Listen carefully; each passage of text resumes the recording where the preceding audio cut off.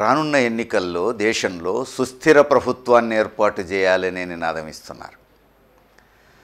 సుస్థిర ప్రభుత్వం ఏర్పాటు చేయగలిగే సత్తా మాకున్నదంటే మాకున్నదని ఒకవైపు బీజేపీ, మరొకవైపు కాంగ్రెస్ చెప్తున్నాయి. బీజేపీ అయితే ఇంకొక అడుగు ముందుకేసి పూర్తి మెజారిటీ బీజేపీకే రాబోతున్నది అని చెప్పేసి ఘంటాపదంగా చెప్పేటువంటి ప్రయత్నం చేస్తున్నది. ఇవి నిజమా? అసలు సుస్థిరత అంటే ఏమిటి?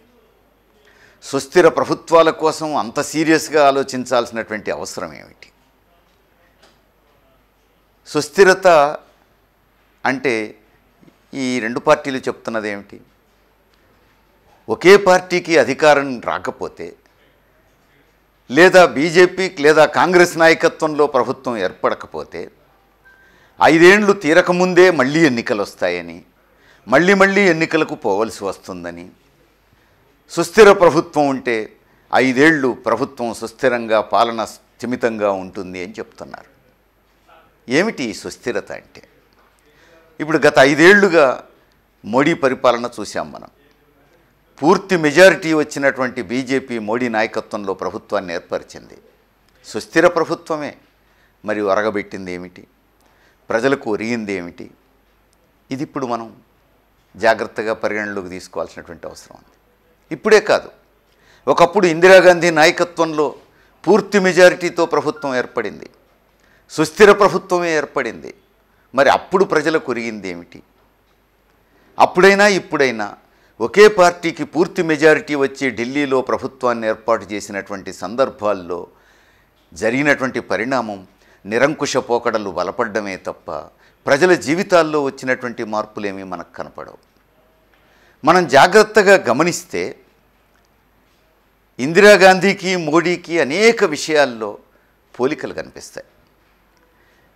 వారిద్దరి పేర్లు వేరు, వారున్న రాజకీయ పార్టీల పేర్లు వేరు.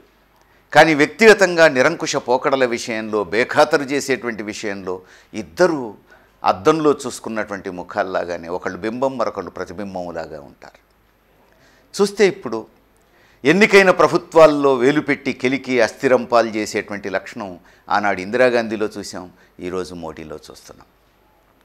స్వతంత్రంగా వ్యవహరించాల్సినటువంటి వ్యవస్థలు, అది ఎన్ఫోర్స్మెంట్ డైరెక్టరేట్ కావచ్చు, కాగ్ కావచ్చు, ఆర్బీఐ కావచ్చు, ఇలాంటి సంస్థలు వాటిని స్వతంత్రంగా పనిచేయనీయకుండా వాళ్ళ చెప్పు చేతుల్లో పెట్టుకోవాలనేటువంటి ప్రయత్నం, అధికారాలన్నీ తమ చేతుల్లోకి కేంద్రీకరించుకోవాలనేటువంటి ప్రయత్నం ఆ రోజు ఇందిరాగాంధీ చేసింది, ఇప్పుడు మోడీ చేస్తున్నారు.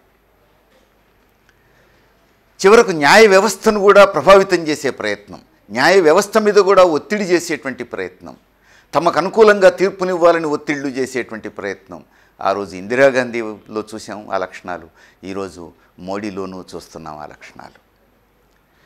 అనేక విషయాల్లో మనకు పోలికలు కనపడుతున్నాయి.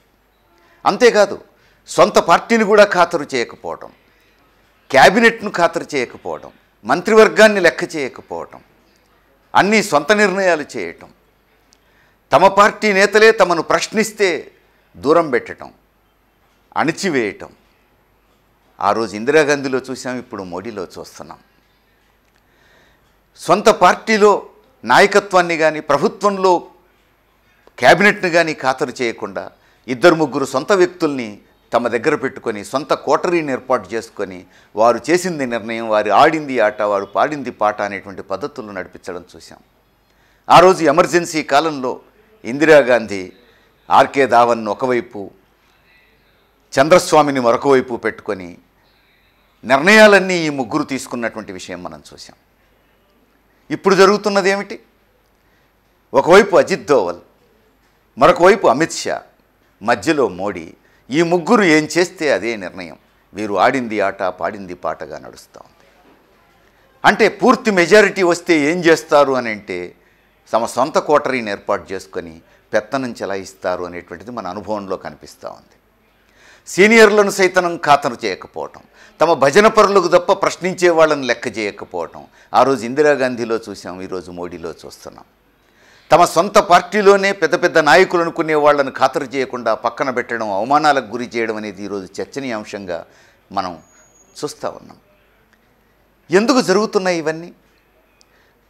ప్రభుత్వం అనుసరించినటువంటి విధానాలు విఫలమైనప్పుడు, ఎన్నికల సందర్భంగా ఇచ్చిన వాగ్దానాలు నెరవేర్చలేకపోయినప్పుడు ప్రజలలో పెరుగుతున్నటువంటి అసంతృప్తి నుంచి ప్రజల దృష్టిని మళ్లించడం కోసం చేసేటువంటి ప్రయత్నాలు, ప్రజల మీద అణచివేత చర్యల కోసం ఒక నిరంకుశ పోకడలకు పోయేటువంటి ప్రయత్నాలు మనం చూస్తూ ఉన్నాం. ఇందిరాగాంధీ పాలనలో కేవలం నిరంకుశ పోకడలకే పరిమితమైంది. కానీ మోడీ నాయకత్వం కేవలం ఇందిరాగాంధీ పద్ధతులను అనుసరించడం మాత్రమే కాదు. మోడీ ఆర్ఎస్ఎస్ ముద్దుబిడ్డ కదా. కాబట్టి భావోద్వేగాలను ఉసిగొల్పడంలో కూడా ముందున్నారు. ఇప్పుడు జరుగుతున్నది ఏమిటి? నిరుద్యోగం 45 ఏళ్లలో ఎప్పుడు లేనంత పెరిగింది. దానికి తోడు అవినీతి ఆకాశాన్ని అంటింది. రాఫెల్ కుంభకోణం చూస్తున్నాం. 38,000 కోట్ల రూపాయల కుంభకోణం.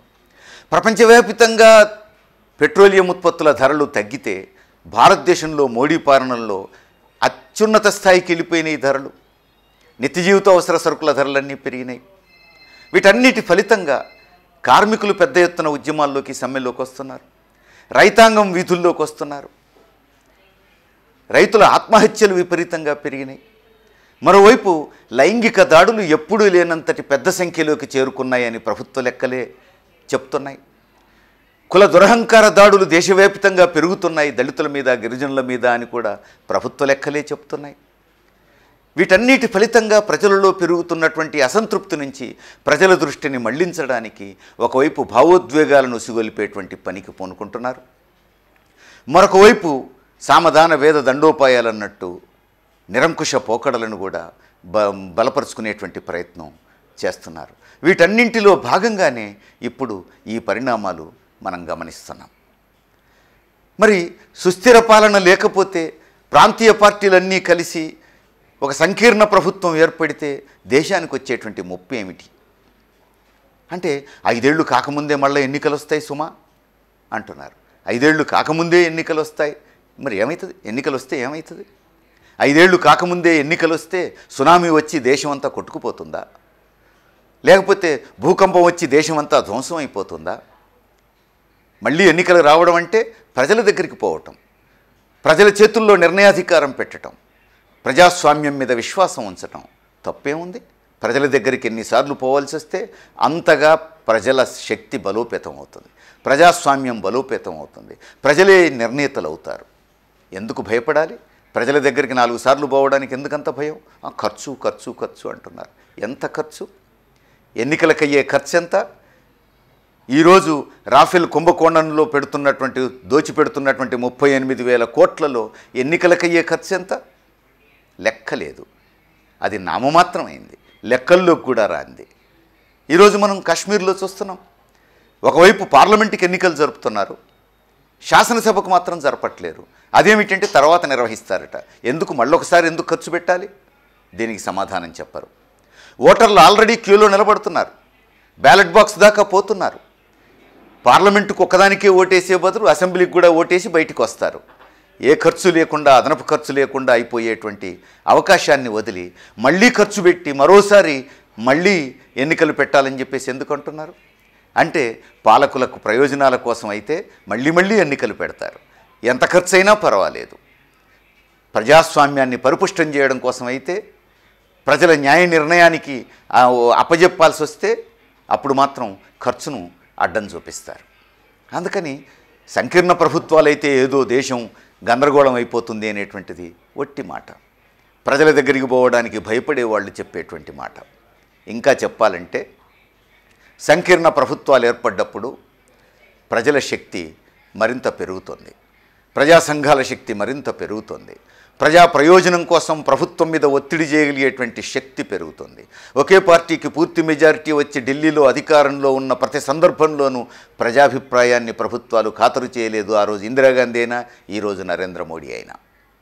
అట్లా కాకుండా సంకీర్ణ ప్రభుత్వాలున్న కాలంలో వాళ్ళేమీ గొప్పగా దోచిపెట్టి ఉండకపోవచ్చుగాక, కానీ ప్రభుత్వాన్ని అదిరించో బెదిరించో ప్రభుత్వం మీద ఒత్తిడి చేసి సాధారణ ప్రజలు కొన్నైనా రాయితీలు పొందగలిగారు. ఆ మేరకు ప్రజలకు కొంత మేలు జరిగినట్టే, ప్రభుత్వం మీద ఒత్తిడి చేయగలిగేటువంటి శక్తి పెరిగినట్టే. ఆ మేరకు ఖచ్చితంగా ప్రజాస్వామ్యం మరింత మెరుగైనటువంటి స్థానంలో ఉన్నట్టే.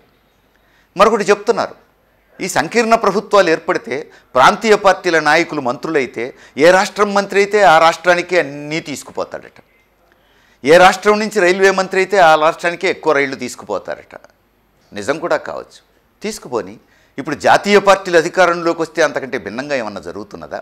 చూస్తున్నాం కదా, మోడీ ప్రధానమంత్రి అయిన తర్వాత గత 4.5 సంవత్సరాల్లో జరిగింది ఏమిటి? కీలకమైనటువంటి స్థానాలన్నింటిలోనూ గుజరాతీలే కదా. మరి ఇక్కడ ప్రాంతీయ పార్టీ కాదే, జాతీయ పార్టీ నాయకత్వమేనే.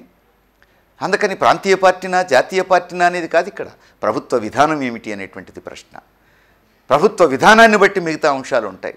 అంతేకాదు, ఇందిరాగాంధీ కాలం నుంచి ఈరోజు మోడీ కాలం వరకు కూడా జరుగుతున్నటువంటి పరిణామాలన్నీ చూస్తే ఏ ప్రభుత్వాన్ని చూసినా మనకు కనపడుతున్నది ఏమిటి?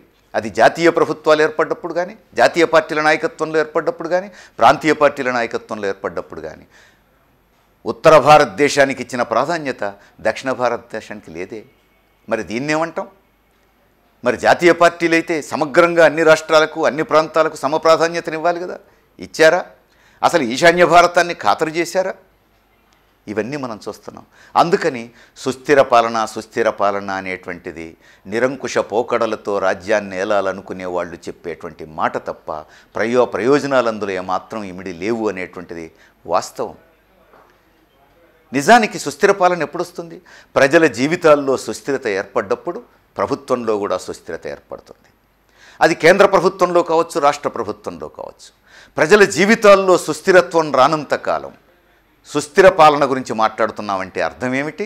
స్థిరమైన స్థిమితమైన ప్రభుత్వం ఏర్పడి ప్రజల్లో పెరిగేటువంటి అసంతృప్తిని ఉద్యమ బాట పట్టకుండా అణిచివేయగలిగేటువంటి సమర్థవంతమైన ప్రభుత్వం అని చెప్పడం తప్ప సుస్థిరతకు మరో పేరు లేదు, మరొక అర్థం లేదు అనేటువంటిది మాత్రం స్పష్టం.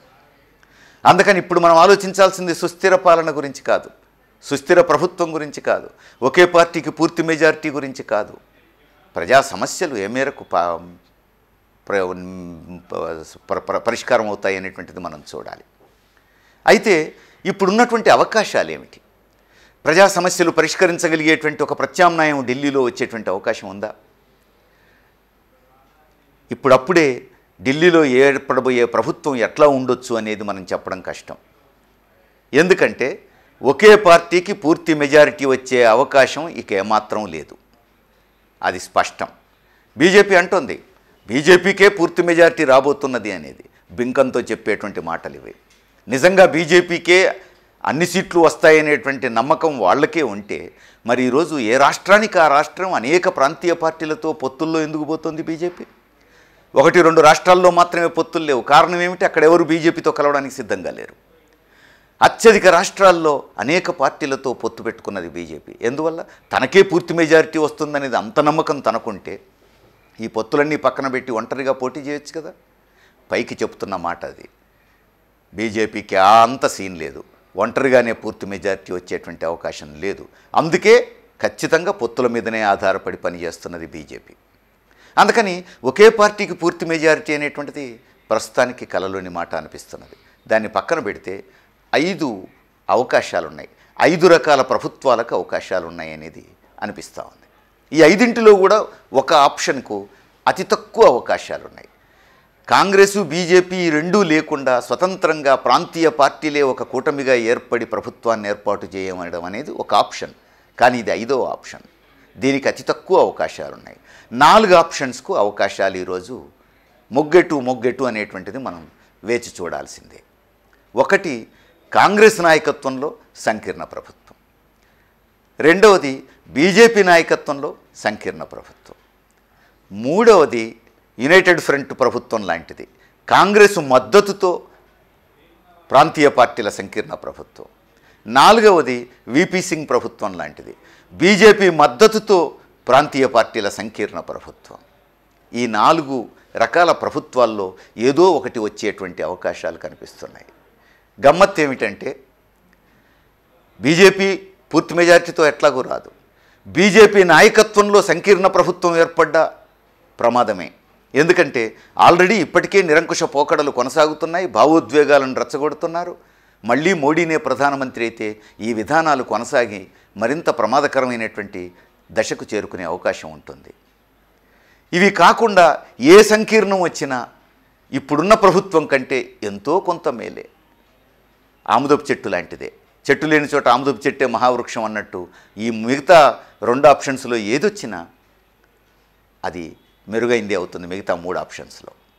ఎందుకంటే ప్రజల శక్తి పెరుగుతుంది, ప్రభుత్వం మీద ఒత్తిడి చేయగలిగేటువంటి శక్తి పెరుగుతుంది. అయితే ఏది రావచ్చు అని అంటే ప్రాంతీయ పార్టీల లక్షణాలు మనం ఇప్పుడే చెప్పలేం. ప్రాంతీయ పార్టీలకు ఉన్నటువంటి ఒక స్వభావం ఏమొచ్చింది, ఇప్పుడు తమ ప్రయోజనాలు, తమ రాజకీయ ప్రయోజనాలు తప్ప ప్రజల ప్రయోజనాలు, దేశ ప్రయోజనాలు వాళ్ళకు పట్టవు. అందుకని ప్రజాస్వామ్యం, లౌకిక విలువలు ఇంకేం మాట్లాడినా అది ఆ రోజుకి అప్పటికప్పుడు రాజకీయ అవసరాల కోసం మాట్లాడే మాటలే తప్ప పర్మనెంట్గా వాటికి ఏమీ స్థిరంగా కట్టుబడి ఉండట్లేదు. ఎన్నికల తర్వాత ఎవరికి ఎన్ని సీట్లు వస్తాయనే దాన్ని బట్టి వీళ్ళు తమ వైఖరులను నిర్ణయించుకునేటువంటి అవకాశం ఉంది. అంతే తప్ప ఇప్పుడే ఫలానా ప్రభుత్వం ఏర్పడేటువంటి అవకాశం ఉంది అని చెప్పి మనం చెప్పజాలం. మరైతే ఈ ప్రభుత్వాలు రావటం వల్ల సాధారణ ప్రజలకు ఒరిగేదేమిటి? ప్రభుత్వం మీద ఒత్తిడి చేసే శక్తి పెరుగుతున్నదన్నంత వరకు నిజం.